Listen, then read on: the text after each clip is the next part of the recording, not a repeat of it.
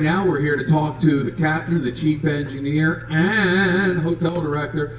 This is a Q&A session, so this is pretty easy. All you do, raise your hands, and we're going to have one question per person because there's a lot of people here. And so let's have some fun, and let's welcome them to the stage right now. Captain Tron, chief engineer Ian, and hotel director Adrian.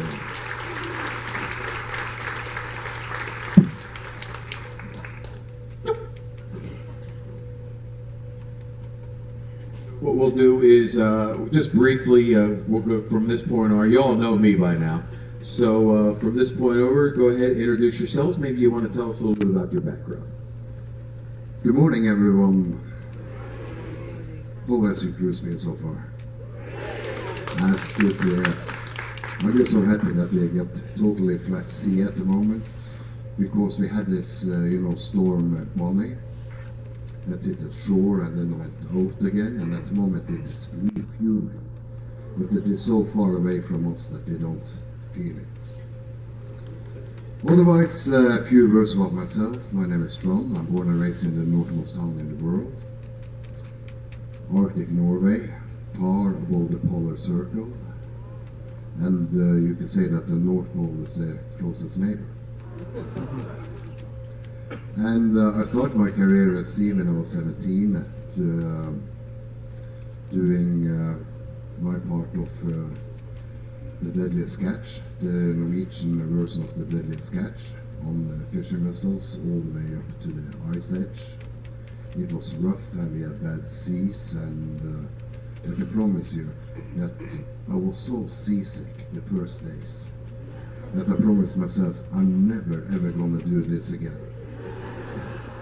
But then I got my first paycheck, and the rest is history. Through the times I've been on 6-7 ships in this company. I've now been on Grandeur for 4 years, soon time for me to move.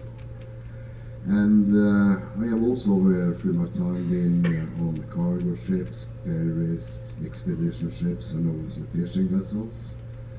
I've also been in one other cruise company in the early 90s. And I've been working ashore with educating captains in Norway, and also worked as a surveyor, principal surveyor for Norwegian Maritime Directorate. The first time I was in this company was in 1988 on a small tiny ship called Sun Viking. I was a first officer. And I stayed for a while, and then I did other things, and then I returned back in the year of 2000. And since then I've been here ever after, happily. Isn't that what you say? And the 4 years on Grandeur, really enjoyed to go over Baltimore, and honestly it has been quite a ride.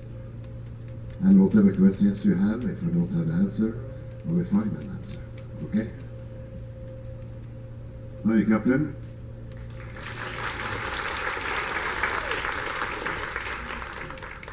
Yes, good morning, everyone. I am Ian, your chief engineer. I come from Wales in the UK, but I was actually born in South America, in a small country called British Guyana, as it was called then. It's now called Guyana. My family relocated back to UK when I was about the age of 5, so I don't know if I've lots of happy memories or lots of family stories in my mind, and I've lived in Wales ever since. I first came away to sea because I wanted to use my hands on something interesting and exciting, and I also wanted to travel and see the world, which is also interesting and exciting. And I combined the two, and I followed a career in marine engineering.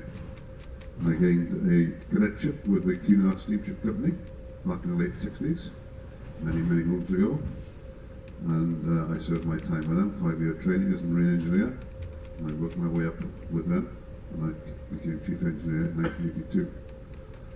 And I've been chief engineer on various ships ever since. You might recognise the name Cunard Steamship Company, now known as Cunard, owned by Carnival, but I never saw one cruise ship. I was on the cargo division, and I saw every type of other ship other than a cruise ship or a passenger ship.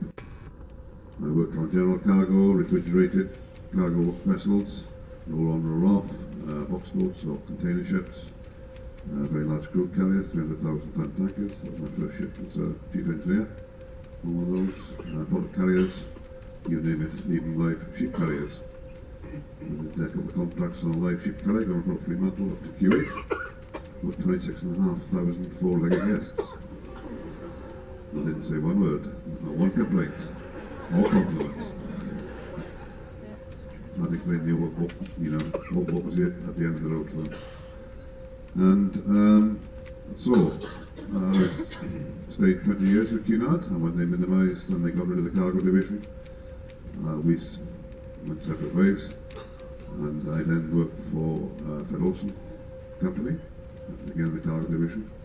For 6 years, I went to my first cruise ship company after that, which is a British startup company called Sun Cruises. That lasted a good 10 years. And then when that folded, I came with Royal about 12 years ago. Did 5 years on the Sovereign of the Seas, 5 years on the Vision of the Seas, and I've been here just over 2 years.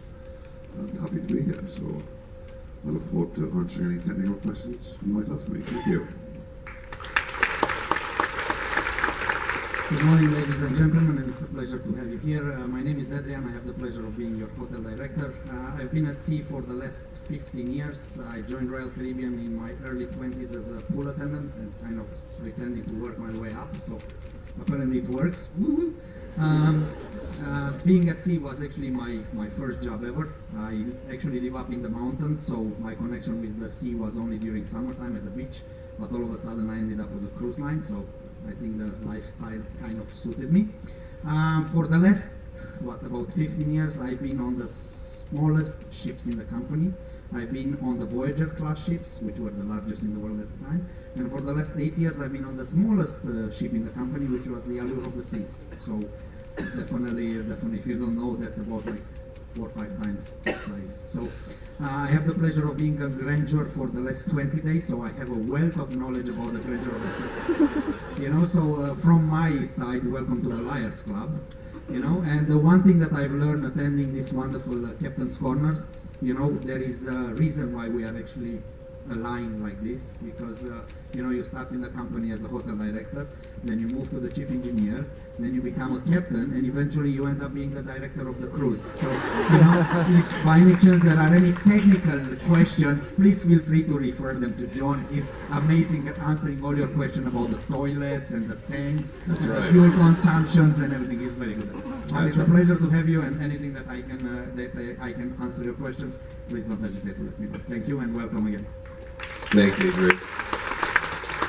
So even though we know each other, I'll give you a fast, brief thumbnail sketch. After college, I moved to New York City to become a famous actor, and since none of you have ever heard of me before, you know how that's worked out.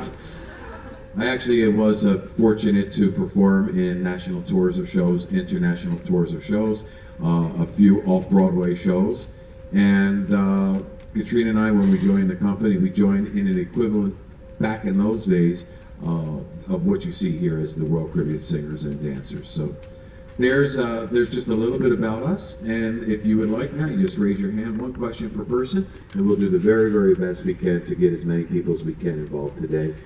Thanks so much. Tell us who you are, where you're from. So we'll go back and forth between Brandon and myself, and we'll get to as many people as we can, and tell us who you are and where you're from. My name is Elliot. I'm from Pittsburgh, Pennsylvania, and I have a question for the chief engineer. How many actual diesel engines do you have, and how many are used for propulsion, and how many for hotel power? Okay, we have lots of diesel engines on the ship. I'll give you the 4 main ones. We have 4 main diesel engines which are diesel electric, so their function is the individual power plants. So they individually power up a generator, which they're hard connected to, and we produce very high voltage, 6,600 volts, 6.6 kVA, and then we use that around the ship for whatever and everything, including propulsion. So we don't have any propulsion diesel engines. We have propulsion electric motors, 2 propellers, 2 propeller shafts, 2 propulsion motors, and everything else is the other high voltage stuff which we use or consume is the motors for the thrusters, 2 power thruster, long stern thruster, 4 air conditioning compressors, and all the rest is lower voltage. We transform down to 440, 220, and 110. Brandon? Yes, hi, I'm Celeste Mullally. I'm from Sterling, Virginia. And I was just wondering, do you ever allow some of your guests to come up on the bridge to see how you operate, just to maybe even walk through? Yes, we do. There is a program for that. That's called Behind the Scenes. And that's a tour that takes you behind the scenes, you could say, on bridge, engine control room, and also other areas of the ship. It is a short excursion that takes place on board the ship, and it's obviously a revenue opportunity for the company, and it's $150. And so sometimes we get people that are really curious, and they'd like to spend that money to see the bridge and some other areas, and then we run that tour. Obviously, the tour is an internal experience. So if you're curious, the next time you come on back, if you're coming on back here, please look up. It's advertised on the Cruise Compass. It's the first day all access tour. We'd love to have you. Right over here. Hi, Ross Ansel from Hershey, Pennsylvania. I'm curious, the other night at Halifax, there was a Bravo, Bravo, Bravo announcement. I'm curious what that was and what was happening behind the scenes to resolve it, and what the difference was earlier when we heard the Alpha, Alpha, Alpha. John, to you. For sure, we have code words for various situations. And you can say that when we are doing a Bravo, Bravo, then it is that we want our incident response teams to be activated. And there could be tons of reasons for that. Specifically, what happened in Halifax was that it was discovered smoke in one area. And then we are assembling our teams, and then we need to, of course, assess the situation and then deal with whatever it is, and then determine, in this case, that there wasn't something going on. And the whole process there took a little bit of time, and that's why we had a 38 minutes delay from Halifax.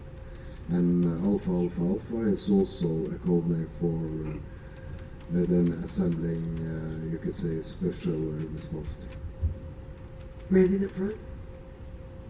Risa Katz from Roanoke, Virginia, and I have noticed that your gym facility has just that sort of semi-spiral staircase getting up into it, and I'm curious, and none of the spa staff knew, how did you get that equipment up that little staircase, and how do you update it? Well, shall I tell you a secret?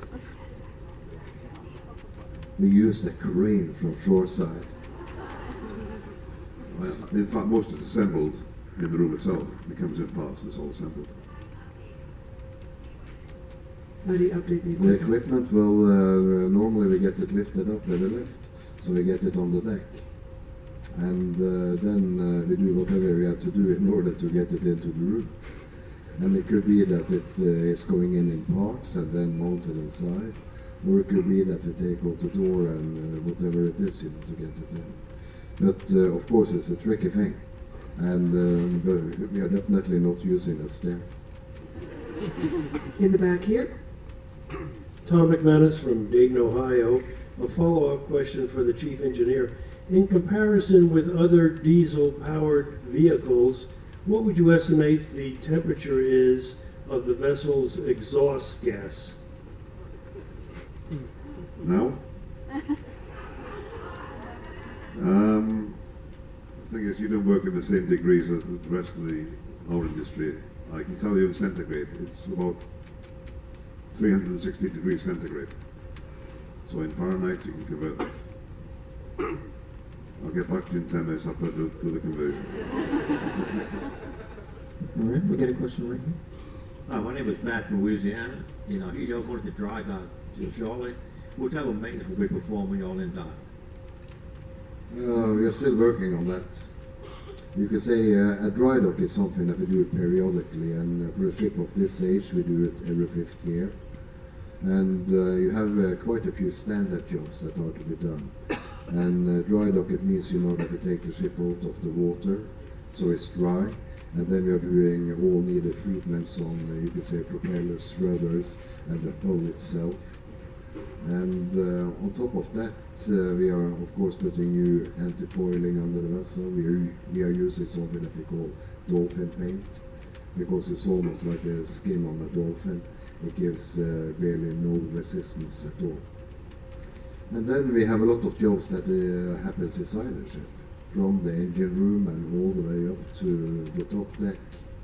And how many jobs we are doing, that is depending a little bit on, you could say, the corporate's scope of the dry dock itself. But we are definitely doing a lot of things in the guest areas, every maintenance that we normally go to during normal service. And then there's a lot of technical jobs being done. During the dry dock, we'll have a workforce apart from the ship's workforce. We'll multitask everybody. The cooks won't be cooking because they won't have